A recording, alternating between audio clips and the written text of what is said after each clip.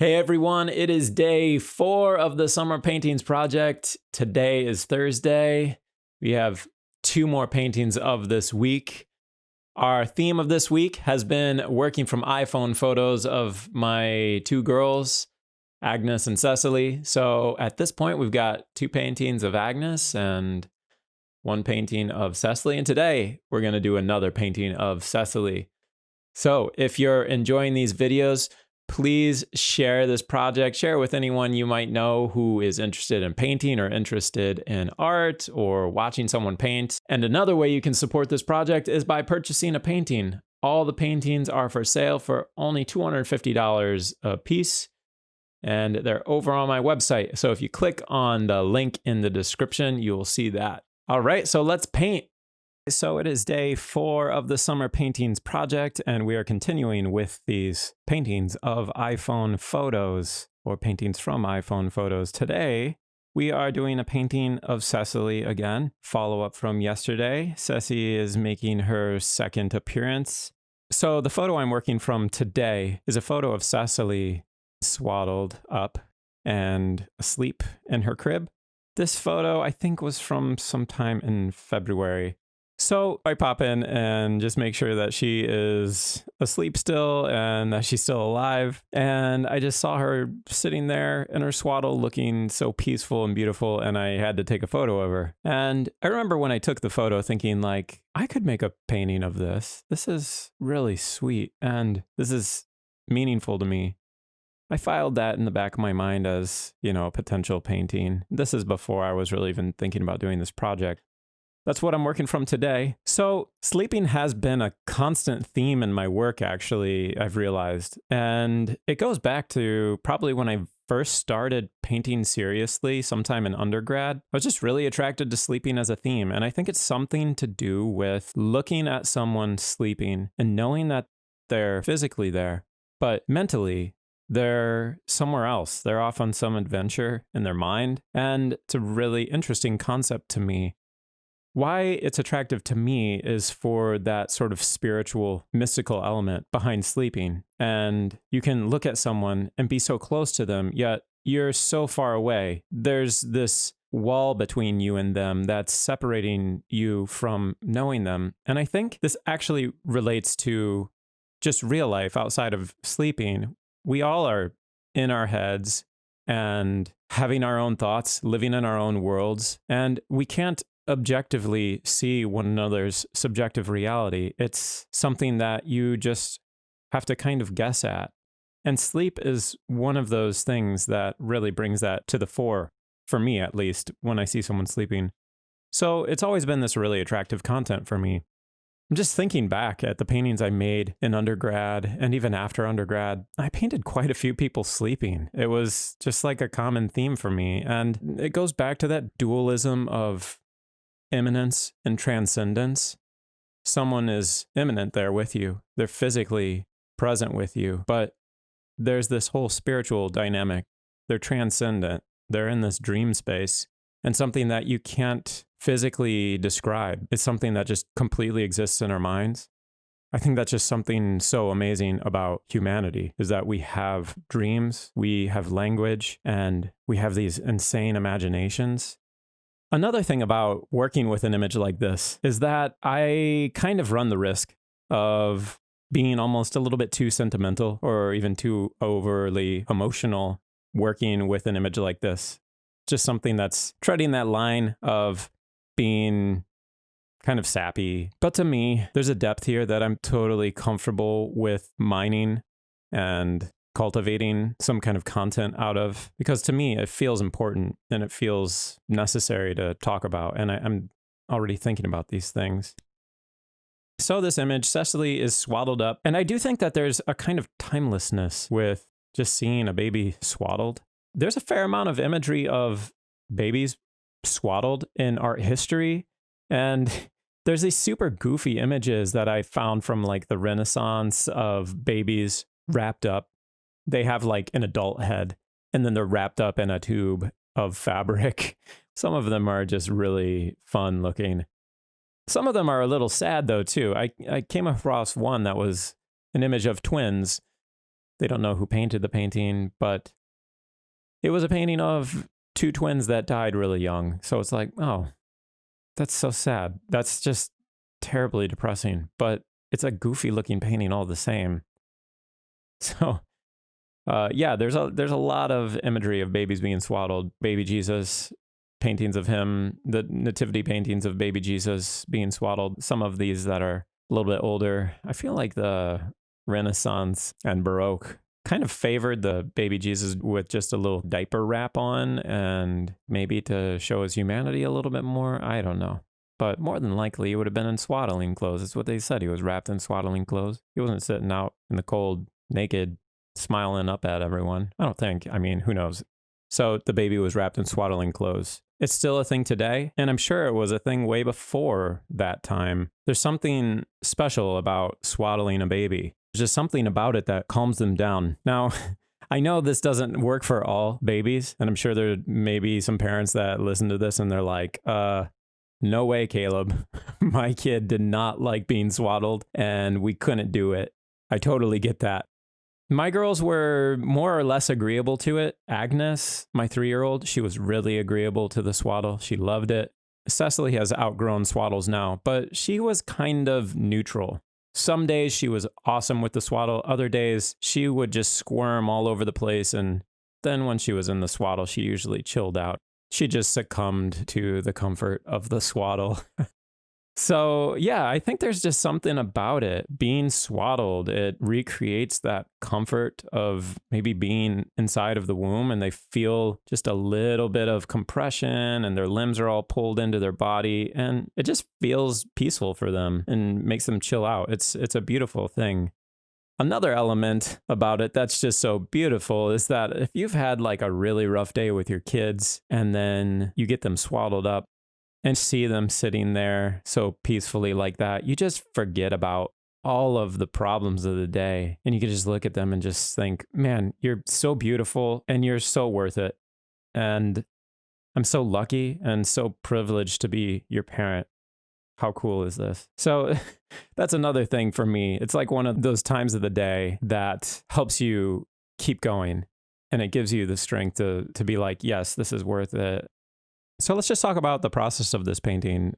I would say that my approach to painting has always just been to treat it like it's an extension of drawing and not to treat it as this sort of separate thing that is other and scary and you need to meet all these requirements before you can actually paint. I don't think that's true at all. I think if you can draw and you know how to draw well and you know how to measure and understand the things that are in front of you in a 3-dimensional space and translate them to 2-dimensional space, I think you're ready to start learning how to paint at that point. So to me, even the brush, as I'm working with the brush and as I'm painting, I try to think of it just as a drawing device, the same way I think of charcoal.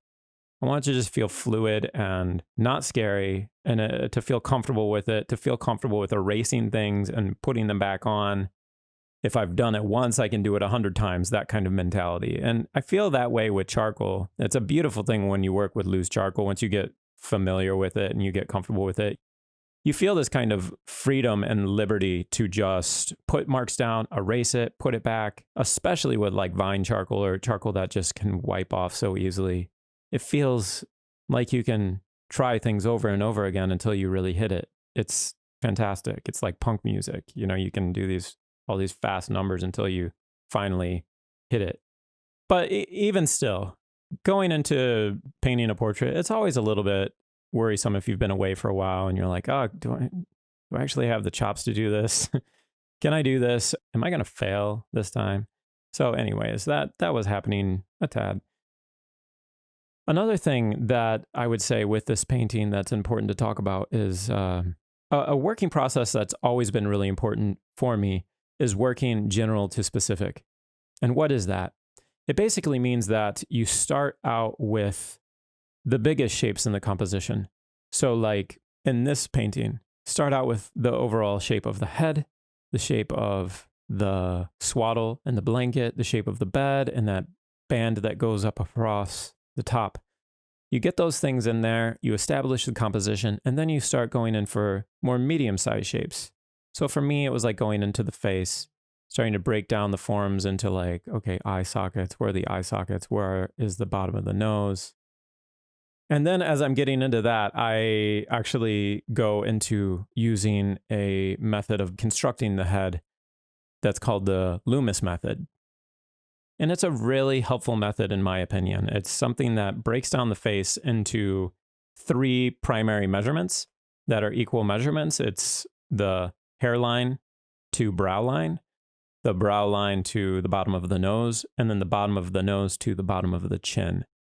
Typically, these 3 units are the same size on any human face. I mean, it's not totally true. It's just a generic, helpful starting point.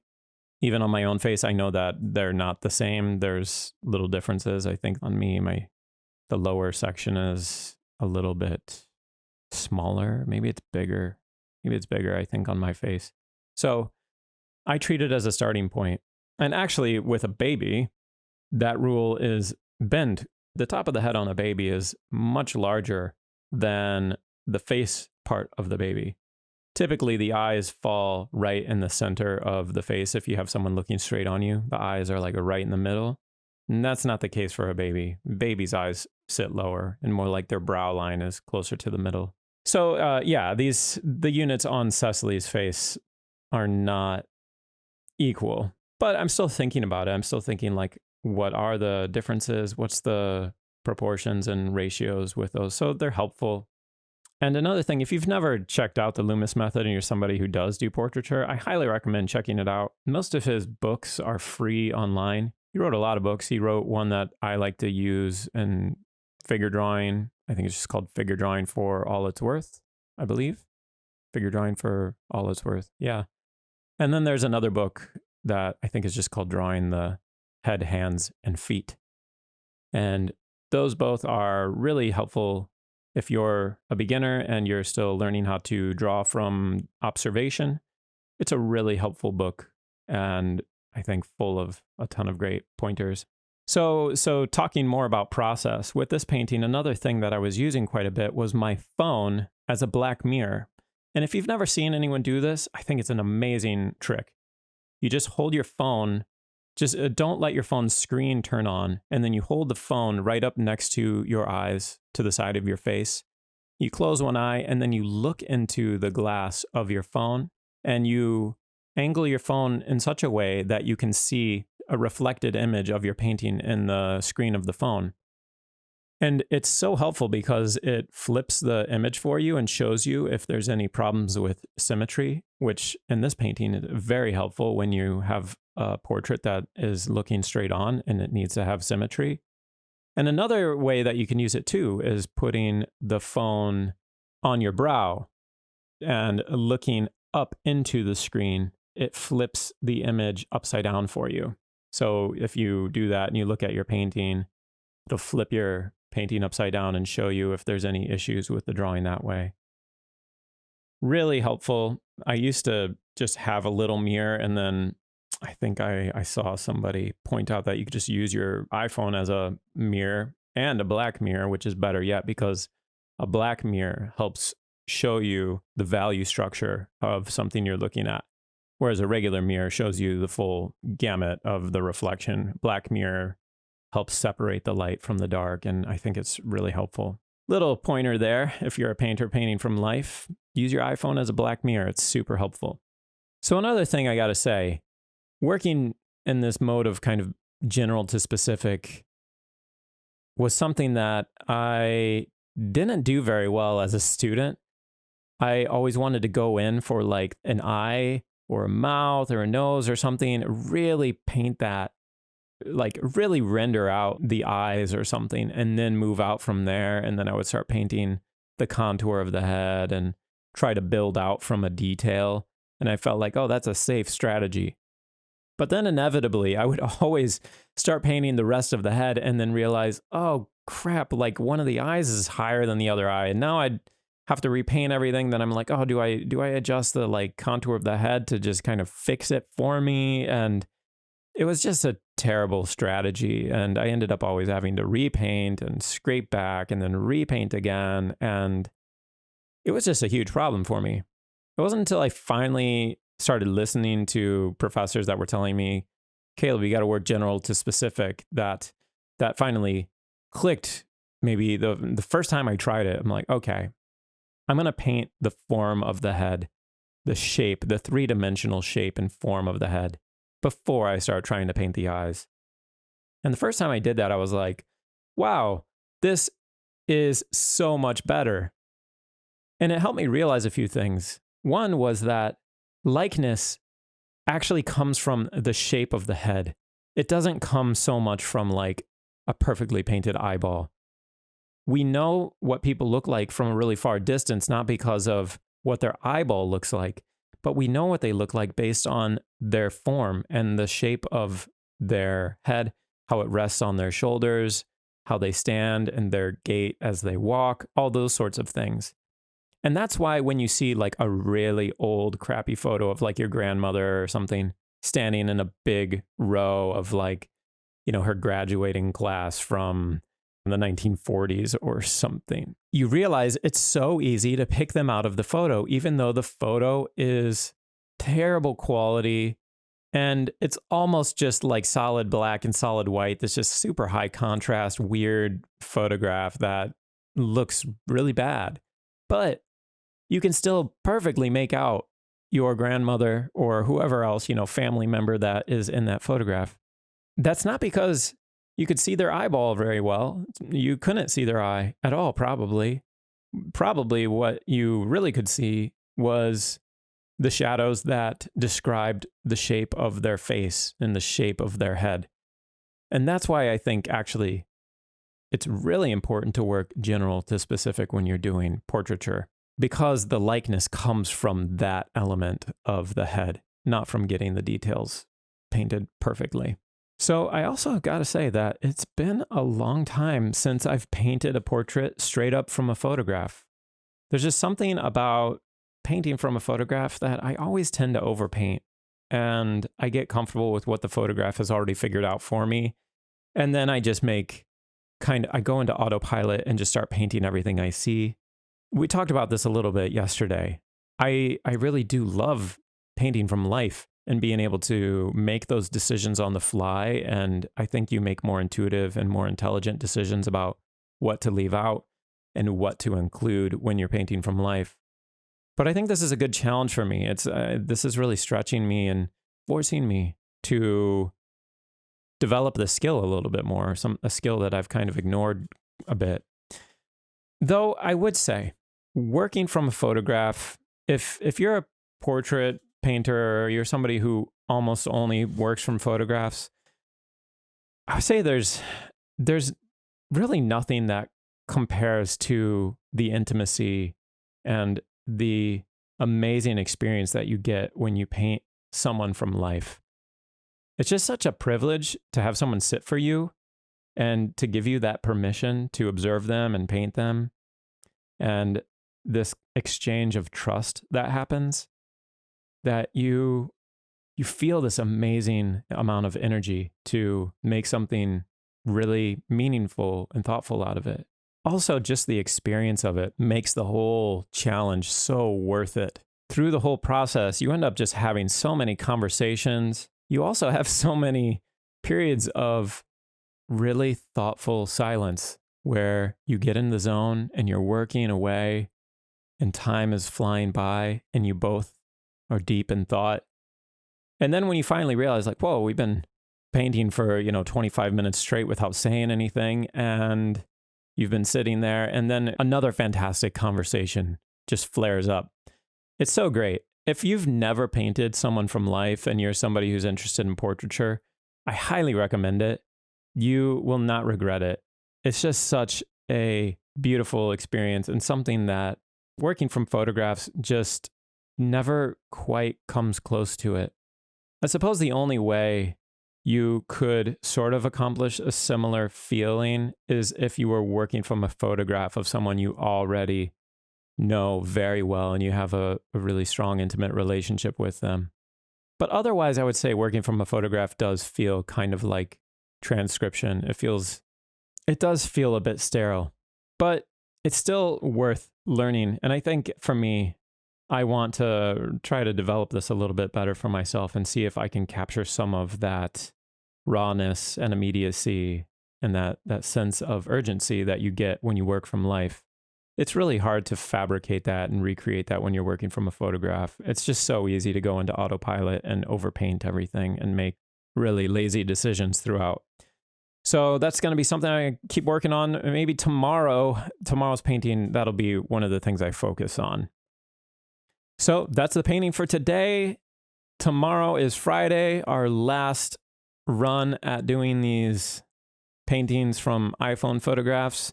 So have a great day. I'll see you all tomorrow. Take it easy. Bye.